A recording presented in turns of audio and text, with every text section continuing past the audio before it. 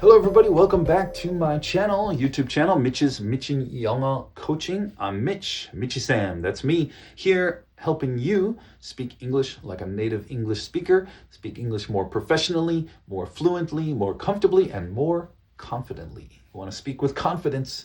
This is the channel to subscribe to. If you haven't subscribed, press that subscribe button. If you hit that little bell, there's a bell on the video on YouTube. That bell, the reason for that bell is that every time I post a video, you will get an update so that you know that it's there so you won't forget, okay? But if you come back to my channel often, you're gonna hear these videos and see these videos where I give you just short 10-minute lessons how to speak English more professionally and like a native English speaker with confidence, okay? So today I'm gonna give you very useful idioms, okay? 5 idioms to help you in the office. These are idioms that you're going to hear in the office, in business. We use these a lot, okay? An idiom is a phrase that really doesn't make much sense. If you just look at it on the page, you say, what does that mean?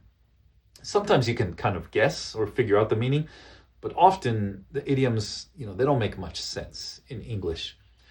But we use them all the time. Okay, and this is something my Korean students sometimes don't understand, because in Korean, you have idioms, you have proverbs, you have wise sayings, things from long time ago, but not always using them in conversation. You do, but not as much. In English, oh boy, we use idioms all the time. I mean, all the time, especially in business, in just conversation with friends, almost every paragraph is going to include some kind of an idiom, okay? And so it is very useful to learn them. And I ask my students to learn them. I try to teach my students these idioms. A lot of times students don't like it because it's hard to know exactly how to use them in which situation. And that's understandable. That's what I'm going to teach you. That's what I'm going to help you with. So let's look at these 5 idioms that you're going to hear if you work in an office with native English speakers, okay? So first one, number 1, on the same page. We're on the same page. So 같은 생각, like the same thinking, right? On the same page means we have the same thinking. This comes from, like classroom. You're in a classroom and everybody's on page 100. There's always one student. As a teacher, I know this. There's always one student who's on a different page. He didn't listen. He's not on page 100, he's on page 74. Why are you on 74? Does it sound like 100? I don't know. Different page, different information. It's difficult to follow, it's difficult to communicate. That's what this idiom means, okay? So if we're on the same page, it means we're both understanding the same thing, the same information, okay? So if you're in a meeting, for example, we use it like this. We say like, okay, so I think that's it for today. Is everybody on the same page? Is everybody on the same page? That means you all get it? Everybody understand? Or another way, you could say at the beginning of the meeting, you say, okay, so today I want to talk about this topic just to make sure everybody's on the same page, right? I want us all to be on the same page. And what does it mean? It just means I want us all to be thinking the same thing so we have better communication. Okay, very useful phrase, very, very common phrase. Okay, number 2, ballpark figure. Give me a ballpark figure. What does that mean? We're talking about figure means number, right? Some kind of number. A ballpark just means like, is it in the general ballpark? This comes from the baseball. It's a baseball term, right? In other words, like if you hit the ball out of the ballpark, that's a home run, first of all, good job. But it's not, we don't see it. We don't know where it's at. Like that's not useful. Ballpark figure means like somewhere between this side and this side, somewhere within the bounds. What do you think is the number? So because numbers are often we have to estimate. It really means estimate, right? When you estimate, you're just guessing. But guessing with some knowledge, some information, right? I have some data here. The boss says to me, so what do you think our prospective budget will be for next quarter? You say like, well, I'm not really sure. I have the data here. We can go through it. And the boss says, oh, I don't have time for that. Just give me a ballpark figure. Just give me a ballpark figure. That means somewhere close. Give me a close number that I can put in my head and remember. I don't need all the data. I don't need all the information. Don't just make it up either. It doesn't mean just, make up something out of your imagination. It should be based on the data, based on the research, based on the information, and then your guess based on that. Okay, so that's what ballpark figure means. It means just somewhere in the ballpark. We also say it like that, like, is it somewhere in the ballpark of $1 million? Okay, that means somewhere close to that. Okay, that's another idiom you can use. Number 3, back to the drawing board. We got to go back to the drawing board. Okay, this is very common in business. It means start over. 처음부터 다시 시작하다. Right, go back to the beginning of a process. Let's say you're in a project, but something's wrong. It's not working. You have to go back to the drawing board. Start again. Okay, why? Well, drawing board is like a whiteboard. If you think about a whiteboard, you're drawing up plans, like brainstorming.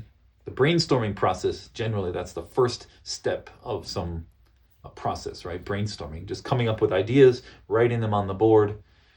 So that's why we say, we got to go back to the drawing board. That means start all the way over, coming up with new ideas, how to fix this problem, because it's not working. Okay, so that's a useful one too. Like, all right, guys, I'm sorry to say, I know you've been working hard, but it's time to go back to the drawing board. That means let's start again. Let's try again. Okay, good one for you. Number 4, get the ball rolling.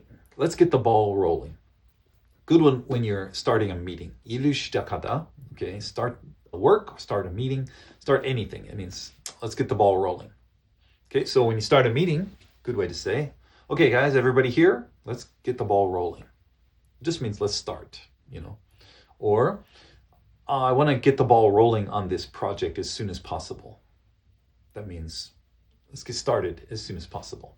Okay, just sounds good. The reason we use idioms a lot is because it often sounds better than the actual verb, okay? I could say like, okay, let's start. Boring, right? Sounds very like a command.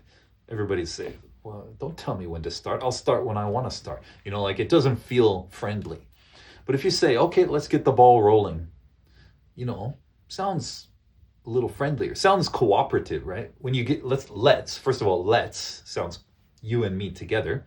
And we have a ball. Think of it like a big snowman. You're making a snowman. You got a huge snowball. You got to roll it. It's hard at the beginning. You need help. Come on, man. Let's help. Let's all do this together. Let's get the ball rolling.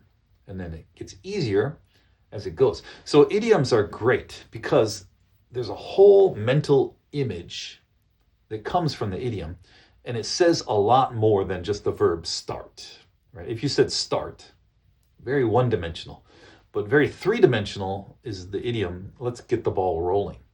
Now it feels cooperative, it feels friendly, it feels like, oh, this is going to be hard at first, but it's going to get easier as the ball gets moving. So many images in one phrase. So it's very, very good for communicating. Okay, so let's get the ball rolling on that one. And number 5, in the loop. In the loop. Keep me, we usually say keep me in the loop. It just means, keep me up with the information, give me the information. Loop means like, I want to be in this information loop. In other words, you know this information, that guy knows this information. You all seem to know this information. I don't want to be out of the loop. That's the opposite phrase. I want to be in the loop. I want to be updated. I want to know what's happening. I want all the information that you have. Okay, so keep me in the loop. That's a good way to say. Like after you finish a meeting, you say, okay, you're going to take care of this project. Yeah, with you. Okay, you're both going to take care of this project. Great. Just keep me in the loop. Keep me in the loop. That means keep me updated. Send me an email. Let me know how it's going. Don't leave me out. Okay, I'm not involved directly, but I want to at least get some updates. Okay, so that's a very useful one in business too. Just keep me in the loop. Okay, so 5 idioms for you in business that will help you. I'll do more of these in the future because, as I said, these idioms very, very common, very, very useful, and they will help you to sound more friendly, but professional at the same time and sound like a native English speaker because native English speakers use these all the time. Okay, so go to my website, mitchinenglishcoach.com. If you want to sign up for a one-on-one coaching class with me, you can do it there.